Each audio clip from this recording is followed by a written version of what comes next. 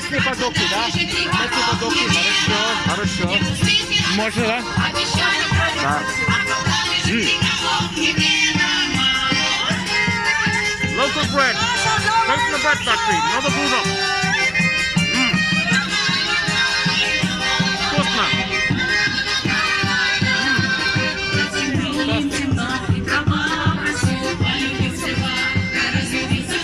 Oh yeah. Check it out, guys.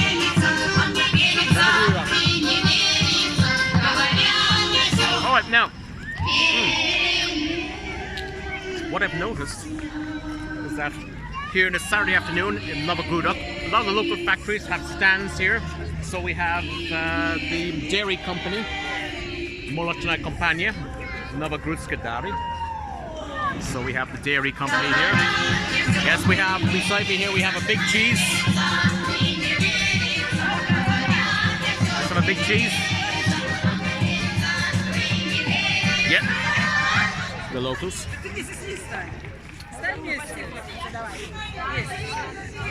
That's SpongeBob. SpongeBob, or big cheese Bob. Get to see it.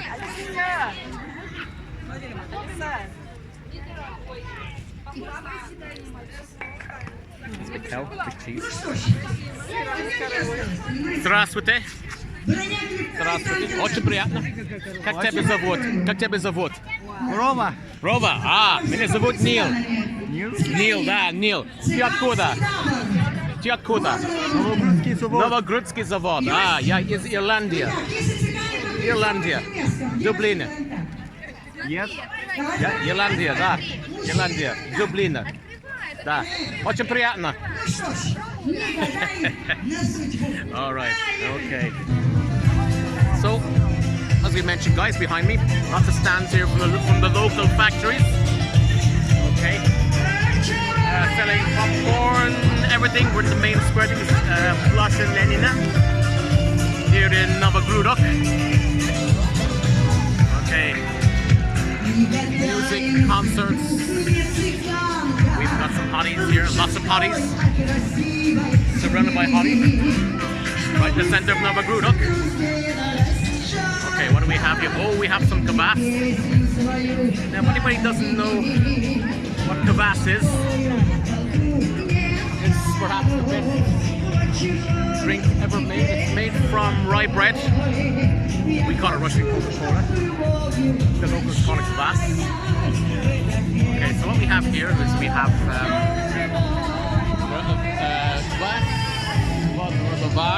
local factory here, local water factory, and they make this the local brand. Recevit was the Rovar. Just there, maybe beside me. And of course, they sell the local products. Novogrudok, kvass, Novogrudski kvass, Plevny, made from bread, made from rye bread. Oh yes, let's see what we have here. Let's see if we can get some kvass.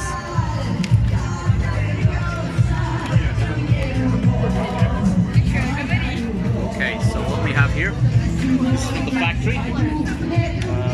Rovar. It's local kvass. So that's for the taste. Huh? Alright, let's see what we have.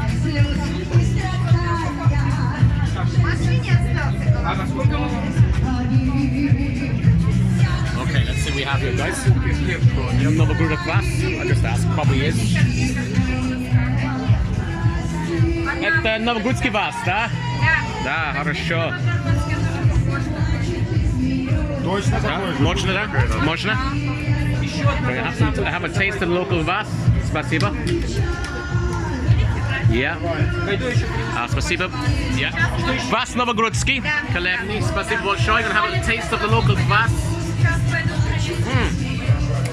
Bottoms up, guys. It's really nice.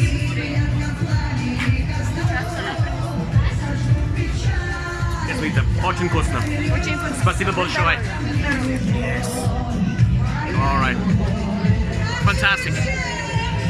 Amazing kvass. Amazing kvass. Okay. Okay, let's move on, guys. Let's see where we go to. party's in full swing here, guys. Lots of people around. Right in the center of Ploschad Lenina. We're in the center of Novogrudok. Okay. So, let's go to where we came.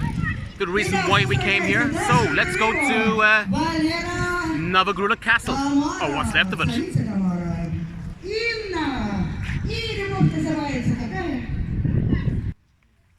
Welcome back. So, welcome from Novogrudok Castle, or what's bloody left of the place. So this castle was built in the 15th century, and as you can see, the place is absolutely, well, not only deserted, but there's not much of it left, because Novogrudok Castle, which was quite a extensive big castle, that's one of the towers behind me, well, two of the towers behind me, was completely destroyed by Charles XII of Sweden during the Great Northern War. This was in the early 18th century, but the early 1710s, 1705, 1706. The Great Northern War was a war fought between Sweden, which controlled pretty much all of Scandinavia at the time, and Russia. Charles XII, of course, he ended up as a loser.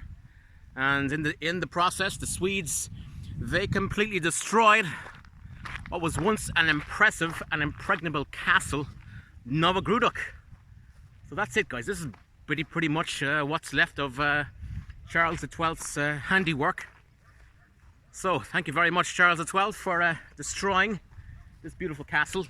Small bit of it, guys, is still left. You can see it behind me. Okay, that's the what's left of the castle. And what they've done here behind me is that they have somehow reconstructed part of the battlements, one of the towers of the castle, or what's left of it. Okay, well, they've reconstructed, just kind of give you an idea of what it was, what it looked like. And of course, the castle stood right on a hill above the town of Novogrudok. Novogrudok, built in about 1044, once part of the Grand Duchy of Lithuania. Well, and as you can see here, there's a bit of a drop here below me. Some houses below. This is the moat. This is where the moat was. It's full of water. And as you can see there behind me, you can see some of the old battlements, the walls that once stood here at Novogrudski zamok, or what's left of it. Must have been really an impressive castle when you look at it, I have to say. It's a glorious Saturday here in Novogrudok. I'm right up on top of this hill, and you can see anything and everything around you. It's absolutely amazing. Okay, nice city, it has to be said. Novogrudok, wow. Imagine being a Russian soldier on top of this, and the Swedish army laying siege to your castle. Well, it must have been pretty nice anyway. Was the Polish army? I think it was the Russian army. Okay, but Novogrudok, it's in the Grodno Oblast of western Belarus, and up to 1939 it was part of Poland. The Second Republic of Poland was the first republic. Okay, it was the first Republic of Poland, and as a result of the Nazi German Soviet Pact, August 1939, this part of Belarus, as you can see behind me, Belarus is very flat, plains behind me, all became part of the Belarusian SSR, which was part of the then Soviet Union at the time. So this is it, guys. As you can see below me, below the fortifications, well, what's left of the fortifications of Novogrudok Castle. The defenders up here must have had an almighty view of the surrounding countryside. Many armies passed through this neck of the woods. You know, it's so hard to see why. Very flat, open countryside, and this is up on a hill. So you would have had a great view of the surrounding countryside. Yeah. So anyway, guys, that is Novogrudok Castle. All right. Let's go back to the town centre, shall we? Okay, guys, if anyone's wondering what Novogrudok Castle looked like before King Charles showed up in 1706, that's it. Yeah, Раньше было замок. Сейчас замок нет. Okay, let's push on, guys.